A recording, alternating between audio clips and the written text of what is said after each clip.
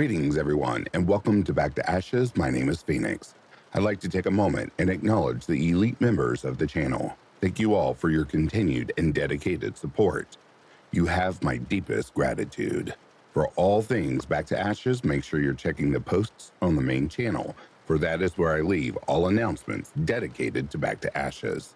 If you are new here and you like the way that I'm narrating these stories, please leave a like, comment, or subscribe.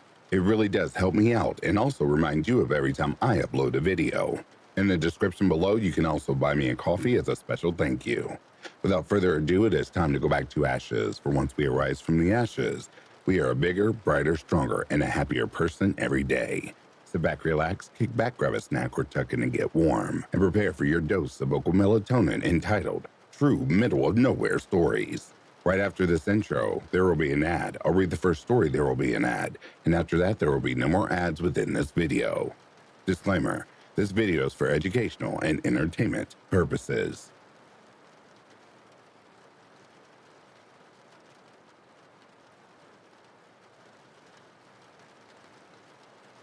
This happened to my mom. A few months ago in rural Montana, my mom took her dog outside to potty in the middle of the night. She had a big yard, and her dog would go out off-leash. While she waited for her dog, my mom said she heard a strange whistling. She would have thought it was a human, except whatever it was didn't seem to need to breathe. The sounds were continuous. She described it as a combination of every dog whistle you could imagine all at once. She was convinced that some creature was attempting to lure away her dog into the wilderness. Luckily, the dog didn't seem to react to the sound and returned to her after doing its business. A few days prior, my mom and stepdad had been rockhounding near their home, and they saw what looked like two-footed dog tracks going across the road that had an 8-foot stride. She thinks that this might have all been the work of a dog man, the cryptid dog that walks upright on 2 feet. As a child, she had a Bigfoot encounter. She is terrified of and believes in the existence of cryptids because of this. When I came to visit her this summer, she would not let me take the dog out after dark, and she would not do it either. She very frantically and empathetically made me promise not to go out after sundown. There were several strange occurrences at her home over the summer that I saw for myself. She is still seeking out other stories and experiences like hers to shed light on what might have happened, and so far has been unable to find any stories like hers. If anyone has any suggestions, it would greatly help. Unfortunately, my stepdad passed away while I was there, and now I am moving her back east with me. So anything similar to what she experienced would really help her.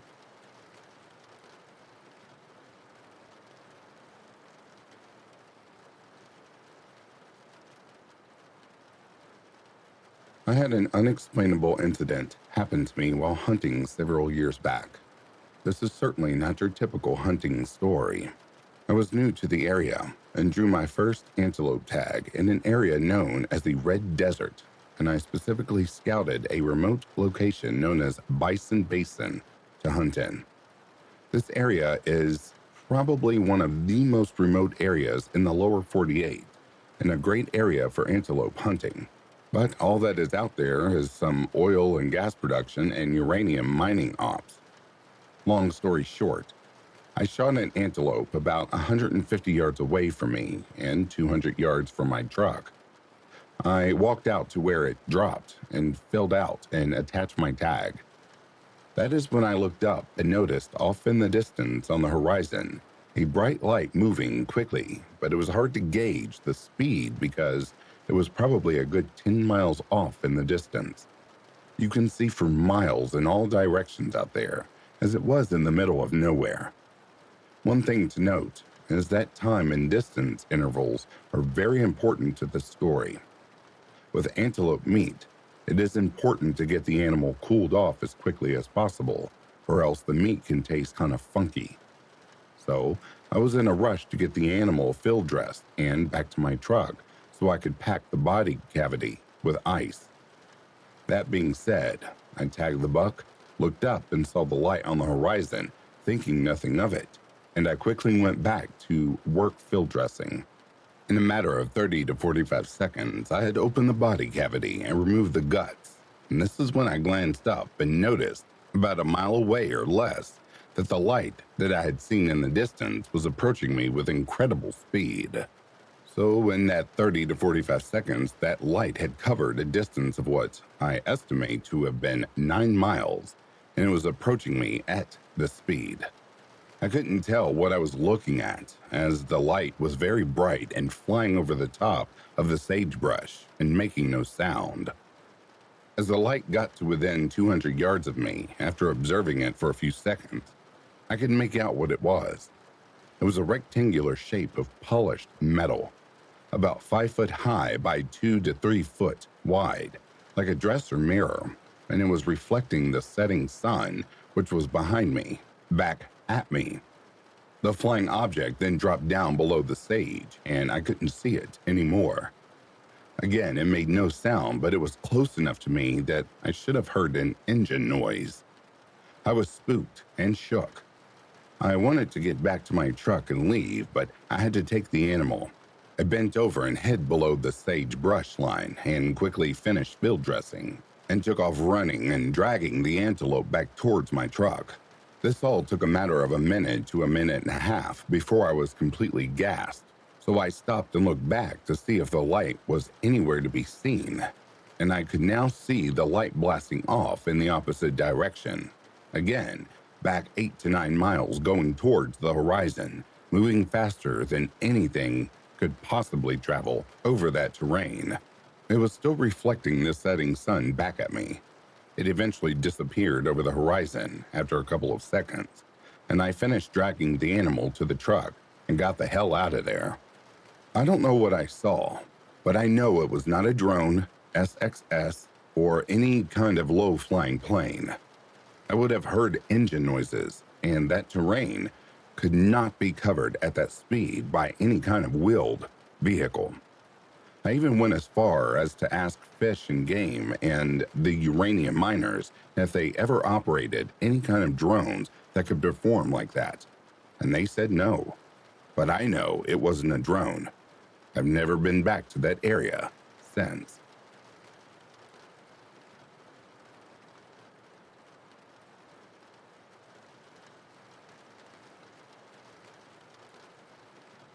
This happened in 2014 or 2015. I was about 20 years old. I will give you some context before letting you know what happened. I was studying in a lovely seaside city in France, and everyone was cycling all the time.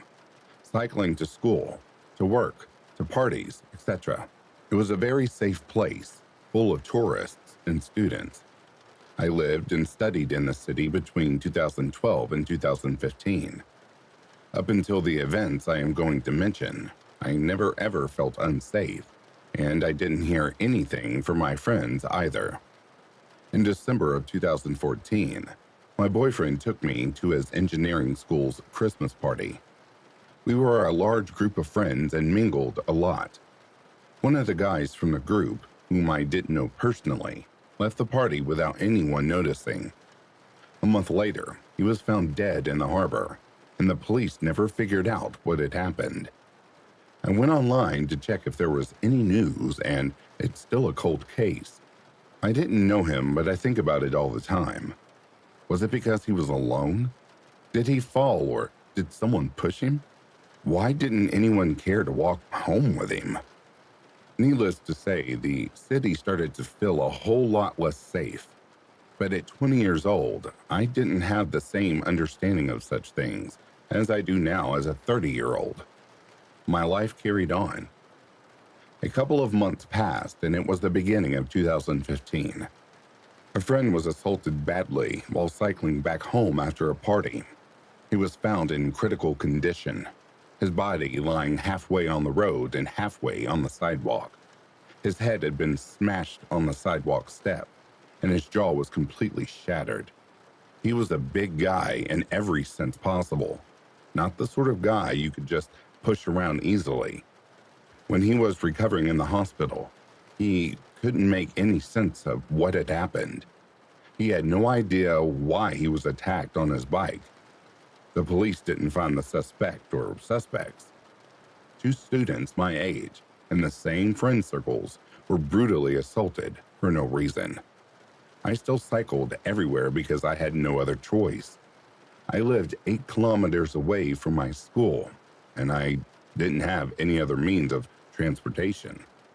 That meant that I cycled approximately 16 to 20 kilometers every day, and I had been doing it since 2012. We are in the spring of 2015. I am cycling back home from a party with my boyfriend. I have had a few drinks, but I am not drunk.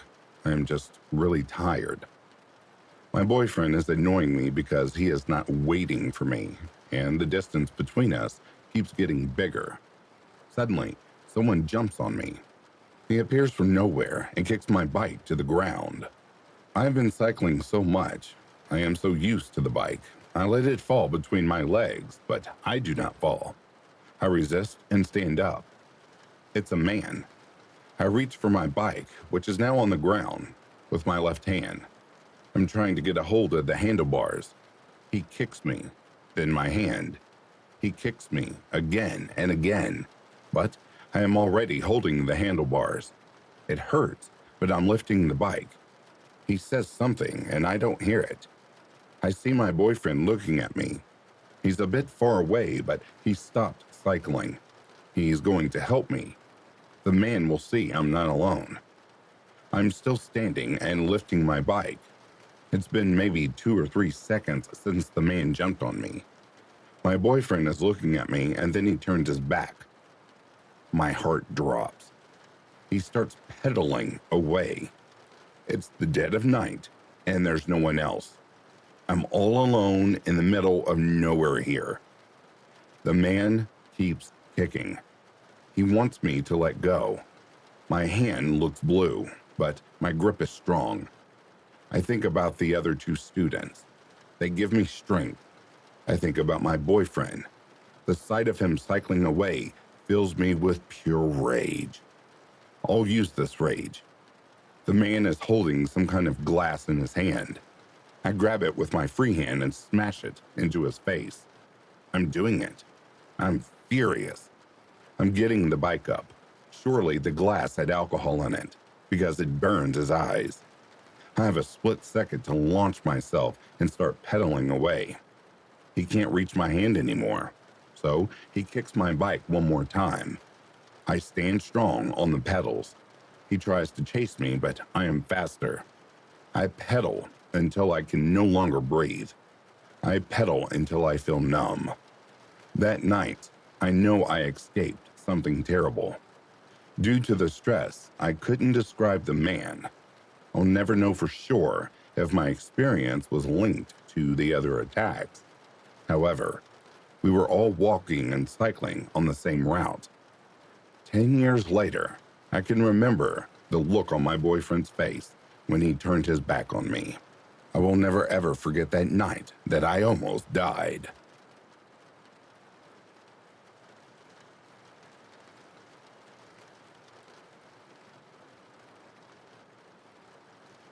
For some context, I'm a 25-year-old male, and this happened when I was maybe about 13. Yes, it's been a long time since it happened, but my family and I still talk about it to this day, as it involved all of us. And while we still talk about it, I unfortunately have a hard time remembering the exact dates and some parts of it due to some head trauma. So that means some of the finer details I can't remember at this moment. But I do know this happened sometime during the year of 2012. I think it happened on our way from Washington to Oklahoma. We had made this trip several times, but I cannot remember if it was on our way to Washington or from Washington that year. But basically, here's the story. We had been on the road all day. It was night. The sun had already set, and everyone was tired. We had 2 cars to fit everything. Me, my sister, and my mom rode in the SUV, while my brother and his girlfriend at the time, his now wife, rode in a small four-door car. We had been on a long stretch of road surrounded by pine trees on both sides. The GPS said we wouldn't reach another town for a good few miles, but there were lights just down the road. We thought maybe the GPS needed to be updated or something because some small towns tend not to show up on these at the time. I don't remember the name of the brand we had, but you stuck it in the car window, plugged it into your car, entered the address, and picked your route. We usually took the same routes every time depending on the time of year. Now, I don't remember which route we took.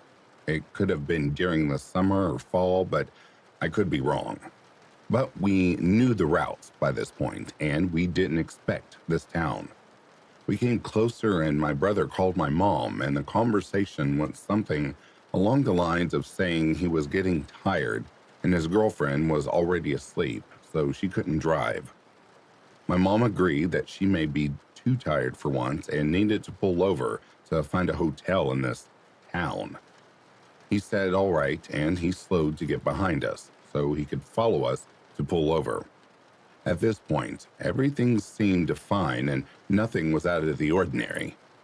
It wasn't until we passed the sign with the name of the town on it that my gut twisted. I remember watching as we neared this town, and there was just an inkling of a feeling that I didn't understand yet. Everything seemed fine, but I kept watching my surroundings as we drove. The lights had a sickly yellow or orange hue to them. I remember looking at the sign as we passed, but I can't remember the name of the town. And the funny thing, no one can. No one has been able to, yet we wrote it down that night and the day after, so we don't come through it again. Anyways, we passed the sign and my gut just drops. At the time, I didn't understand what I was feeling was anxiety. I just remember thinking we were being watched. But I was looking around. There was no one. While, yes, it was the middle of the night in the middle of nowhere, so people were probably asleep. There were no cars, buildings were empty, and the air itself was stagnant as we drove through it. Now, I know kid me had a very active imagination, but my older brother can confirm the town was empty in a way it scared even him. We saw a church sitting on a small hill just to the right side of the town, and we drove up to it. We parked near the door as it was the only light in the gravel parking lot. Also, this was the only light that was white and didn't have a sickly hue to it. We all stepped out of the cars to stretch our legs and find a hotel. My mom told me and my sister, who was about 9 or 10 at the time, to stay close, slipping in the fact that she has this creepy feeling as well. At the time, I dismissed the small statement and just walk around the car to move my legs, when something moved behind the big dumpster that's across the parking lot. The light on the door didn't reach all the way out to the dumpster. I could barely see its outline enough to know it even was a dumpster. But something scattered along the gravel as if darting behind it. My mom hears this and orders me and my sister to get in the car. I stood, staring for a moment before walking backwards to the car. For whatever reason, I didn't feel like turning my back to it. We waited in the car as my brother and his girlfriend get in the car and walked my mom to the SUV and helped her put the address in for the GPS. Once it was set, he got in their car and we drove off. I couldn't get myself to look back at the dumpster as we drove off. We drive through the town, and again, everything seems eerily empty and clean. There was no litter, no trash, nothing that suggested life besides the streetlights that were on. We head to the edge of the town, following the GPS, and turn onto this gravel road that led down into a giant open surrounded by thick, dense woods. In said lot was the motel, and I don't mean the fancy hotel and motels now. No, This was a 2-story L-shaped building with about 30 to 40 rooms. And the check-in? It was a separate small building just to the side of the hotel rooms. It only had one light in the parking lot, besides the small ones above the doors. This light was a hollow white. We pulled in and my mom called my brother and said to stay in the car, that she was going to go talk to whoever was inside. Now, here's where it gets a little tricky. The building was small, but the windows were big. We could see inside enough to watch our mother go in and talk to the guy at the counter. But here's the thing. Me and my sister and my brother all saw different things. When our mother went in, I saw her talk to an old man who had a thin, frail structure and a permanent scowl. He seemed old and weary and miserable. His eyes were slightly sunk in, his skin slightly pale and hanging slightly. My sister says she saw a young man who seemed nervous and annoyed, dark hair and deep eyes. My brother says he saw a middle-aged man who was aloof and uncaring. He had a beard and dark hair. I can't remember all the details they gave me, but I knew the main differences. When our mother came back, she got in the car and waved for my brother to follow. We parked in front of our rooms. She had gotten 2 side-by-sides. We were told to only bring in the essentials for the night because she doesn't want to stay any longer than necessary in the morning. We all agreed and grabbed as little as we needed and headed into our rooms. My sister, my mother, and I stayed in the right room, while my brother and his girlfriend stayed in the left. My sister had asked to take a shower, and of course our mother went to help get it ready, as my sister wasn't sure how this one worked. Well, turns out it didn't. The water wouldn't turn on. So she calls my brother and explains, and of course he comes to her so she can shower in theirs. While they go do that, my mom looks at the beds, realizing I'm staring at them, and she goes, "You don't want to touch them either, do you?" And hearing I wasn't alone in this feeling, I smiled and shook my head. I said it feels gross, and she said it does. She went to check the beds when my brother came running back to our room. He opened the door frantically, and of course, it startled us. He said to pack my things and asked my mom to come here. She nodded and followed and began putting stuff back in my bag. My sister came back over, and she looked freaked out. I remember offering to help her pack and asking what happened, and at first, she had a hard time trying to say it, but finally got it out that there was blood in the shower when they went in. She freaked out and had Caleb check it, and he came to get our mom. She came back and calmly said to put our things back in the truck and get in. At that point, it really hit how bad this place felt. I began to panic and hurried to put our stuff in the car. We got in, and my brother nor my mom wasted time driving away, not even stopping to get a refund for not staying or telling them about the blood. We turned to continue going through the town on to the one we knew about. Unfortunately, my brother needed gas. Luckily, as we get to the edge of town, like the rest of it is in our rearview mirrors, there was a gas station. But again, no cars, not even an employee's car. My brother pulls up to the pump, and my mom pulls to the one next to it, so we're all together still. We all jump out and go inside after my brother pumps his gas.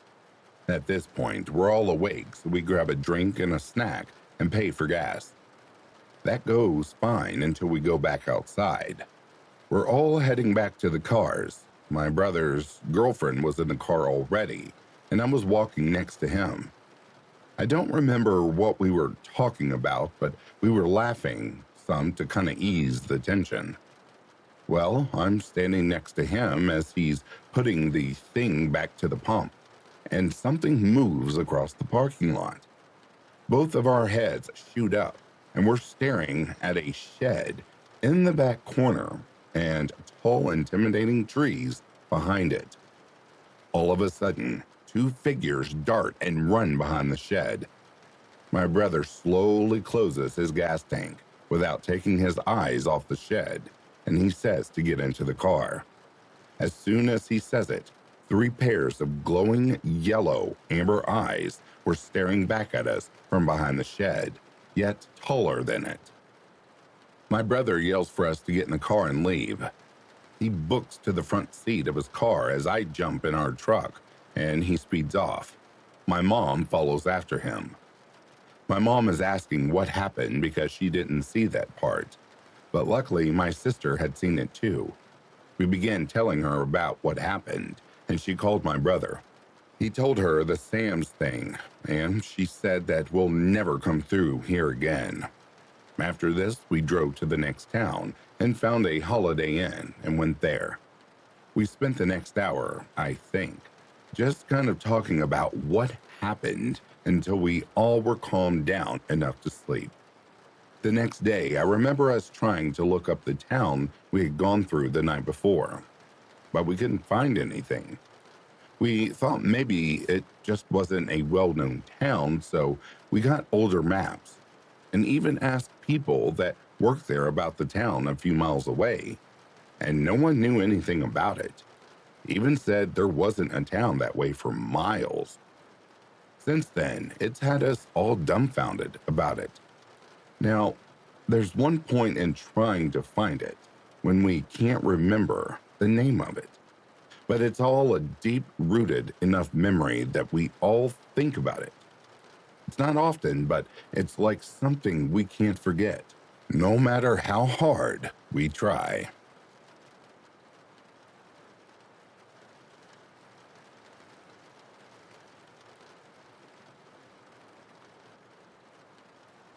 Some background before we start. I live in the most southern part of Norway, which is also the most northern part of Europe. My home is well above the Arctic Circle.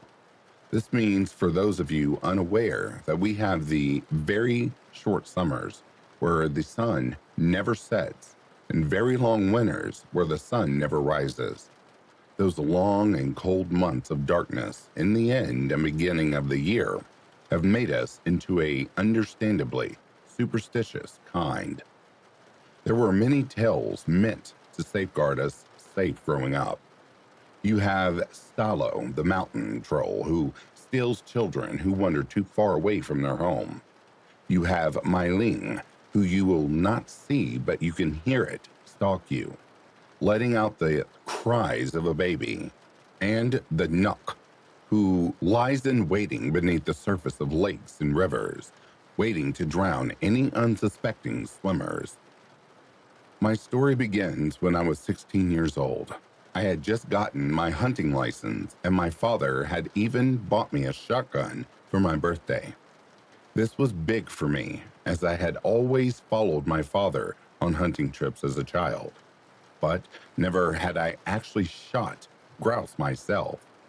My father is the stereotypical Northern Norwegian. He knows everything about the outdoors, and he can endure any hardship or weather with the same unwavering sense of macabre humor. Once, his fingers got stuck in a saw at his workplace and peeled the skin on his middle finger like a banana peel. He promptly bandaged himself up and kept going. He did not consider going to the doctors to get it looked at before almost 2 weeks had passed, and the stench of the bandages made him unbearable to stay in close proximity with. In the end, he needed a skin transplant and several weeks off work before his hand was remotely usable again. So the time of year comes when the sun is out for a few hours in the morning, and me and my dad takes the journey to the cabin. This includes an hour of driving and a further hour of boat. You see, our cabin is in a remote area without any road access, so the only way to get there is by a ferry. This means we somewhat always knows who is out there, since most people only stay over the weekend when there are no holidays and the ferry only goes Fridays and Sundays during the weekend. That being said, there are never any more than a handful of people out there at the same time, spread out on an area that is roughly larger than my hometown. This time, on the other hand, it was only me and my father taking the ferry that Friday, so I knew we were going to be left alone over the weekend, in the middle of nowhere on that island. Arriving on that small pier by the cabin, I could finally breathe in that fresh air of untouched nature that have always been soothing for my soul. It's like you leave behind all of your troubles at home because out here, they are irrelevant. At the cabin, the only things that matter is the things that keep you safe, warm, and fed.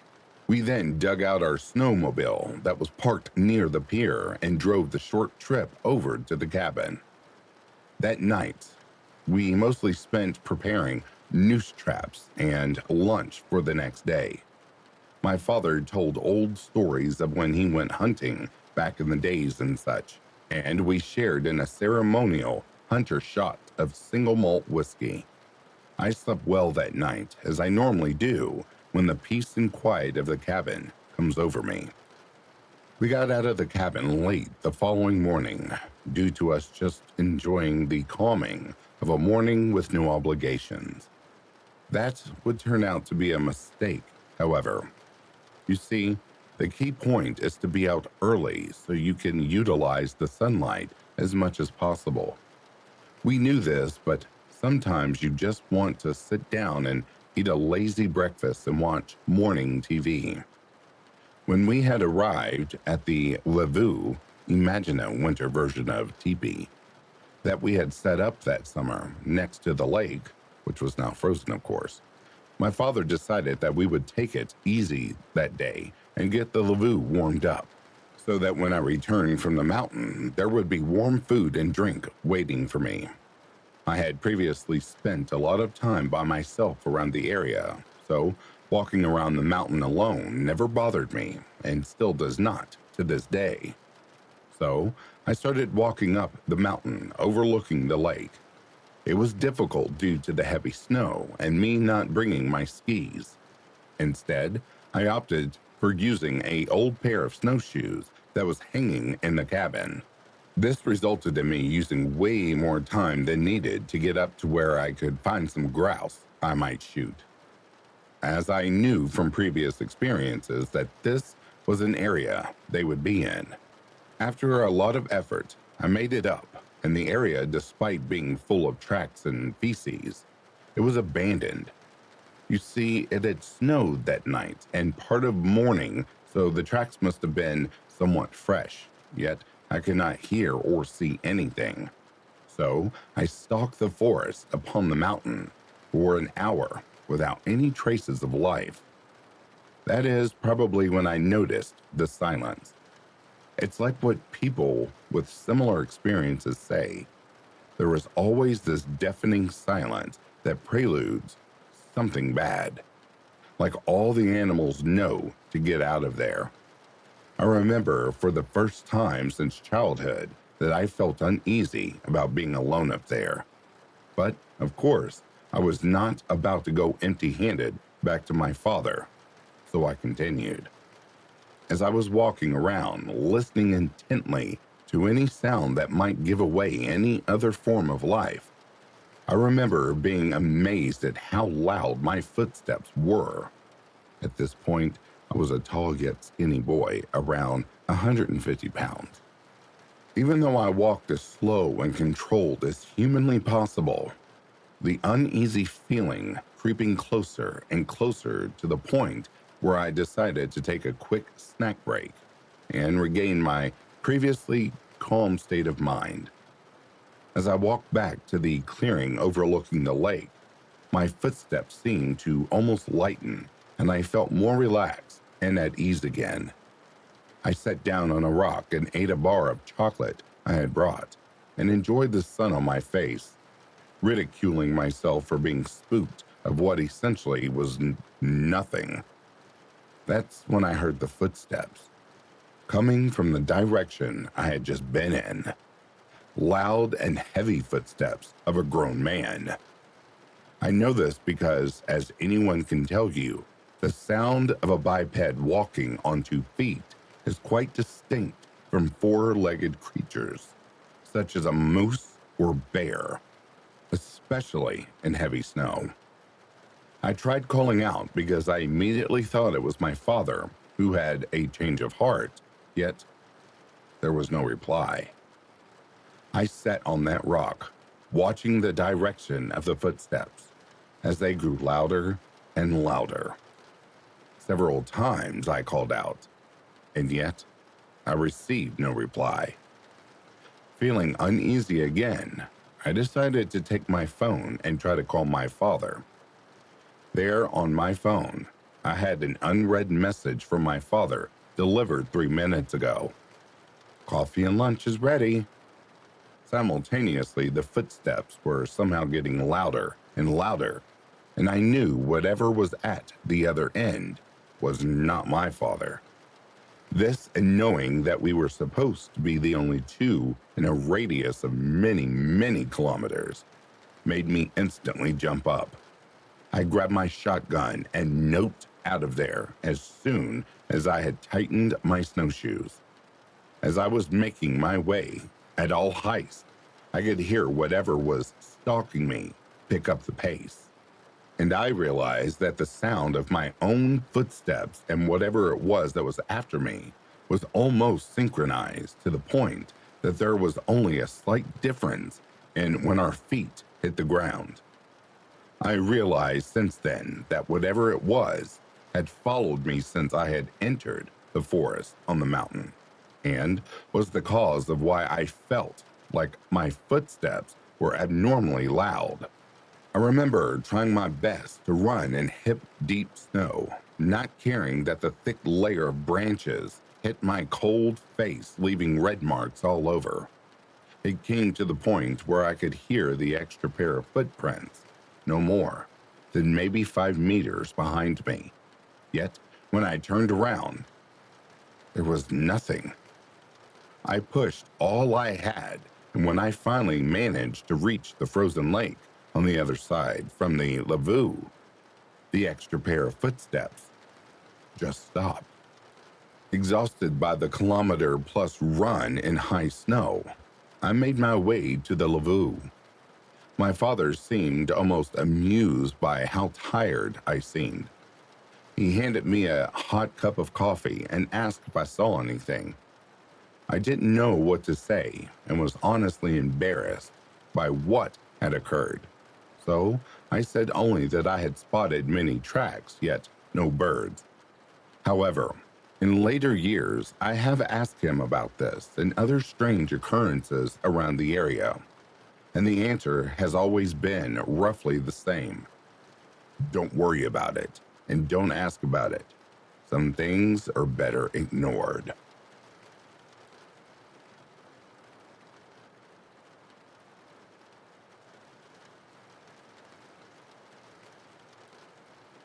Okay, so this one is incredibly lengthy. There are 2 parts that seem connected. The first part is our creepy encounter in the middle of nowhere. It was the story that I just read, dear listeners. The second one is an accident we swear was caused by the negative energy we encountered before we made it to the cabin. It still vividly sticks with me, especially the second part of this story. I've always been a tad bit sensitive to the mystical and weird, the paranormal, in my best Golden Girl Sophia voice. Picture this: Connecticut, middle of winter, in January 2008. We had just gotten lots of snow. Me and 4 other friends had been working hard at our small community college, and we wanted something to do over winter break. We ended up finding a cute little cabin on a lake near Orient, Maine. And after much fuss from our parents, we put our money down and started getting ready for the road trip. Keep in mind this was before the shift from MapQuest to the common use of GPS, TomToms, etc., and before my cell phone was attached to my hip. We found directions on MapQuest and set off on our first taste of freedom in a while. We packed into my friend's small red Acura and drove the 8+ hours from Connecticut after our last college course around 2 p.m. Looking back on this, it was a horrid idea to pack 5 kids into a small car in the middle of winter and drive into the northern states. It was cold and dreary the whole ride up, that wet and cold that sticks to you. The driver, we will call him Jay, was in love with his Acura. He had very strict rules for driving, gassing it up and stopping. So we settled into the car for a long stretch of driving and blasted some music to pass the time. Further north we got, the weather, the roads became very nervous about icing. The further you went up into mid-Maine, the further the distances between exits. No lights, just the moon and stars. Looming pine forests line the 2-lane highway and its sparsely populated area. Tiny little towns, miles off the highway, peppering the landscape. Because of this, we agreed to make one long and food stop only for dinner. Delicious Taco Bell before heading into more desolate areas. During dinner, I made the rookie mistake of getting a giant Sprite, but made sure to use the bathroom before we left, and we continued on into the night. Infrequently, I spotted glimmers of lights from little homes and towns passed from the passenger seat, and after a couple of hours, there came a point I really had to pee. When I mentioned it, it's usually at the last minute. It was an imminent nuclear-level disaster if we didn't stop soon. But there were no signs for a gas station on any of the last 10 exits for the past 40 minutes, and I was ready to pull over on the side of the road. It was beyond painful, but my friend driving was paranoid and refused. He said, "Something didn't feel right. It doesn't feel safe to stop." Now, I'm usually very good with sensing strangeness, but I was so distracted by my body mechanics that I didn't give a shit. I pressed my eyes shut, drummed my hands and fingers, started singing with the music and pleading to whatever could hear me. Anything to help distract me, as if the universe heard my plea and I manifested it myself. The next exit had a small sign for a locally owned gas station. Perfect.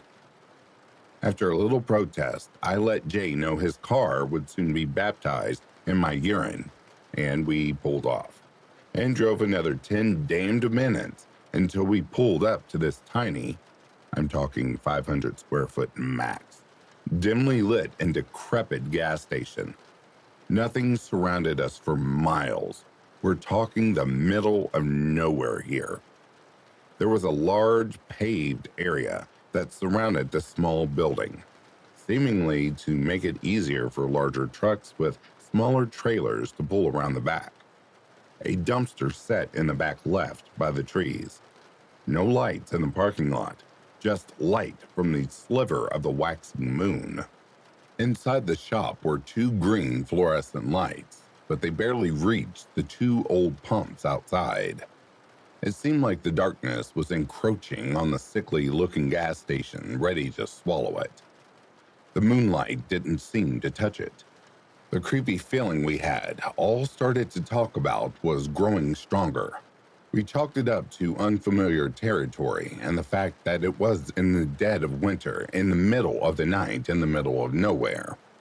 I teleported out of my passenger seat and inside, barely getting out the word bathroom, when the tired middle-aged attendant slowly reached for the keys and tossed them to me, not saying a word, crooking his hand and pointing to the outside corner of the small building, into the dark, to the back of the building.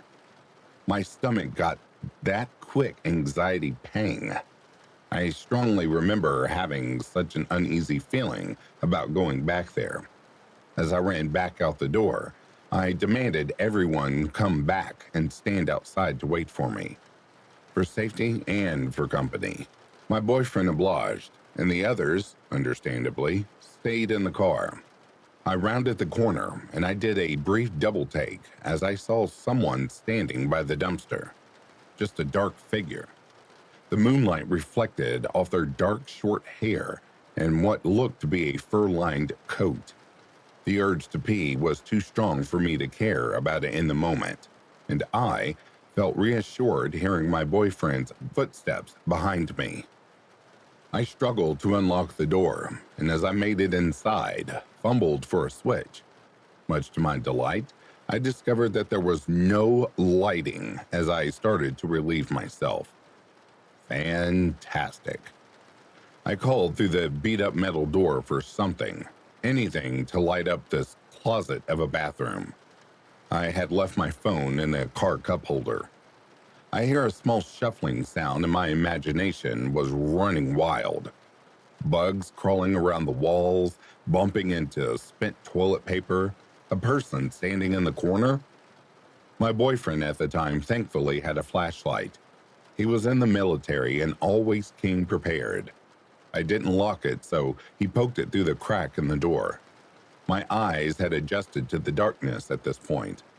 I remember seeing the treetops, the starry night in all its beauty, and some dark mass by the dumpster again, through the crack before clicking on the light, which blinded me. My sixth sense, for lack of a better term, was starting to become more prevalent now that I started to get physical relief. I kept telling myself, it's just an unfamiliar place in the dead of night. I felt overall unwelcome and felt the need to rush. I remember that unwelcome feeling vividly. I recall my boyfriend had asked if I was almost done, to which I replied I was not even close. I heard some talking getting louder. Sam, the other girl on the trip, made a comment along the lines of, "You see that? Who would be outside at this hour, in the cold?" And I hear her boyfriend say something like, "It's 10 degrees outside. There's no way." Another strange voice came through the door. It was the gas station attendant, coming with them. I later learned that Sam had decided to go pee too since we were stopping, and she saw the figure as well. She went inside to tell the attendant about someone standing outside, and she mentioned he didn't respond, but came out from behind the counter. As I was finishing buttoning up my jeans, feeling a million times better, I swear I heard a breath in my ear. As corny as it sounds, it just went, even though I had this deep pit of fear and unease growing in my gut ever since we arrived. In the moment, I convinced myself it was just me shuffling around on this dirty-ass tile, though I know I didn't move my feet. Dirt crunching softly does not sound like a human breath. Even as I type this, my whole body is chilling up. I immediately raised the flashlight up to the mirror that was fogged with age and soap scum. No one was behind me. I was ready to hit the road and get the hell out of there. I flung open the door and booked it through my boyfriend, Sam and her boyfriend, and the attendant, who was standing a bit hunched near them. Odd. I scanned the empty pavement. There seemed to be this lingering darkness hanging around the forest line where it met the parking lot. I turned to the dumpster and no one was there. It should have been reassuring, but it ended up freaking me out even more. "I think we should go. Sam, do you really have to pee?" I asked. I remember she looked uncomfortable. They all did. It was like the attendant was trying to block us from rounding the corner to get to the front of the store, or keep us in the area so something could sneak up on us and attack us. I got that threatening feeling. In hindsight, maybe he was trying to make sure we didn't trash anything.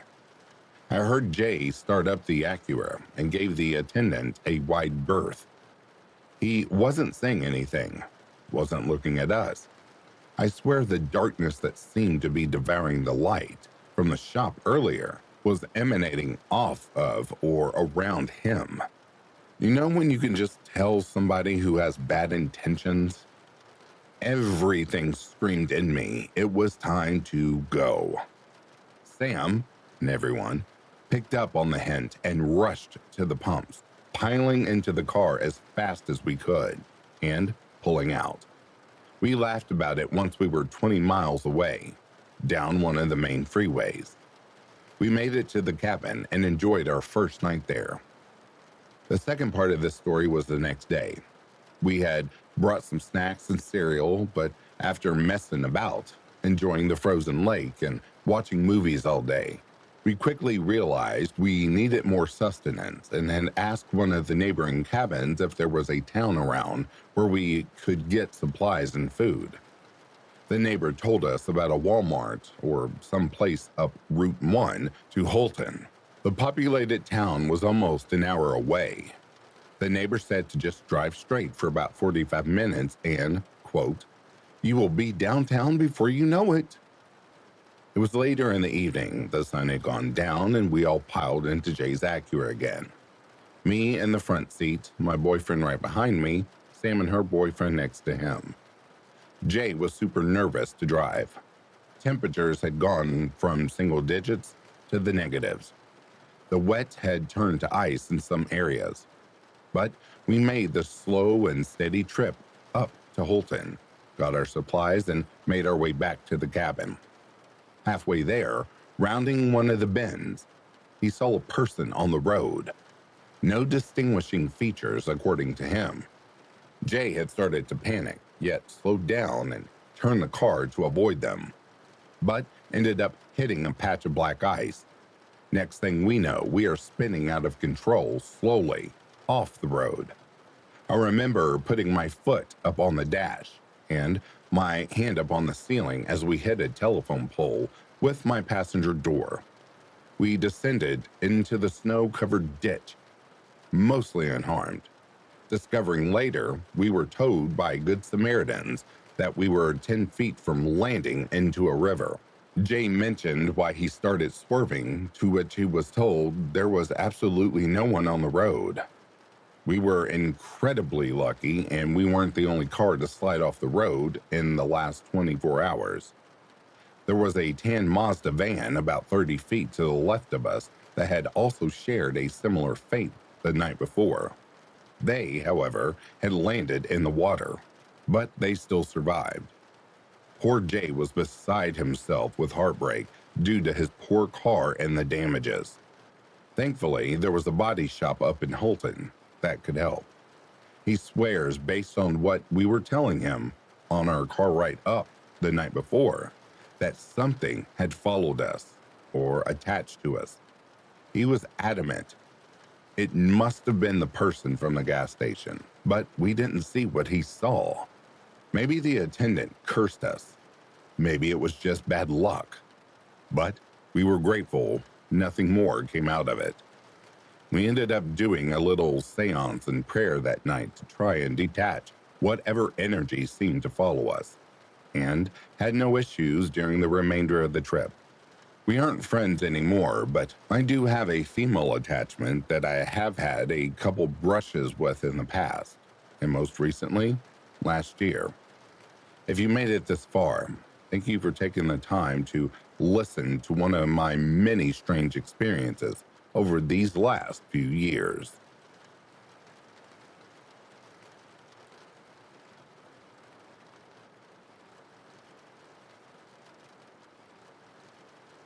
I'm not a truck driver, but a rural sheriff's deputy in the middle of the Appalachian Mountains. We had two of us who patrolled almost 500 miles of road, and it wasn't uncommon for weird shit to happen. These are the ones that I still cannot explain.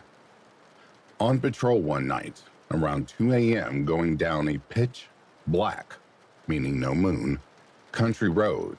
I'm traveling about 60-ish miles an hour, and I come to a set of small rolling hills. I go down the first hill, back up, back down, and as I get to the bottom, There is a person right in front of my car. It looked like an old woman in a white gown. I know it sounds like every scary movie, but this is what happened. And I knew I was going to hit her. I locked up the brakes, and she was dead center of my cruiser, about 10 to 15 feet out. I braced for impact, and I guess I locked up my brakes so hard on that old Crown Vic, the car fishtailed at the last minute. She passed right beside my door and window. I could have reached out and grabbed her. Of course, it all happened so fast it was a blur. No features on the person. I stopped. Thank God I didn't kill some poor old woman who wandered out of her house. And you guessed it, she was gone. And to top it off, this was right next to an old church and cemetery. I looked and yelled and never saw the woman again. Eventually, I got creeped out and just left. I have no idea what the hell happened. There are no houses within miles of this church and cemetery. You could pretty much say it was out in the middle of nowhere because I couldn't see her no matter what direction I was looking. Second story. A few years later or before, I can't remember at this point, it was decades ago. Same part of the county, not that far actually, just a few miles down that exact road. Similar time of night, on patrol, and I am coming up to a giant straight stretch of road that contained a four-way intersection. I see headlights approaching me, and I slow down and come to a stop at the intersection. I realized after a few seconds, the headlights are just sitting in the roadway about 100 to 150 yards away. Strange, but not the weirdest thing. It could be a drunk. I start driving up to see what's happening, and the headlights go out. So I stop for a second and wonder what the hell is happening. The lights come back on. I sit there for a second, and both lights elevate about 10 to 20 feet off the ground, and then come together to form a single bright light. At this point, I'm starting to feel my skin crawl. The light immediately goes out. I turn all of my lights on and go down the road and try to figure out what it is that I just saw. I came across nothing. No cars, farming equipment, nothing. There's no way whatever was in that road could have gotten around me or turned around and left without me seeing them. To this day, I have no clue what those lights were.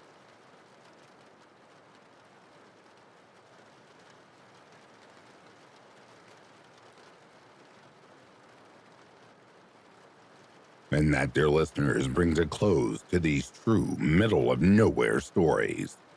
I'd like to take a moment and acknowledge the rest of the membership of Back to Ashes, along with the new listeners. Thank you all for your continued support. I appreciate each and every last one of you.